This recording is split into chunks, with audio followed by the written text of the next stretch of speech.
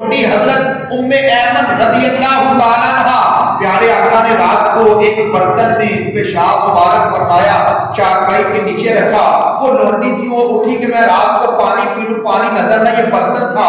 آپ نے رات کی تاریکی میں پیارے آقا کی چارپائی کے قریب سے اس پانی کو، وہ جو تھا پیشاب مبارک، اس کو پی لیا.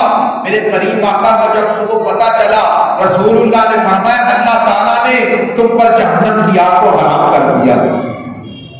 یہ میرے کیوں یاد رکھیے گا، سوچیں پیشاب بھائی تیرا اور میرا پیشاب جسم ناپاک ہے، ہم تھوکیں تو بیماریاں بنتی ہیں، ہمارے جسم سے نجاست نکلتی ہے، غلاظت نکلتی ہے، ہمارا پسینہ بدبو والا ہے، مگر آمنہ کے لال کا جسم رب کریم نے کائنات میں سب سے افضل والا بنایا ہے.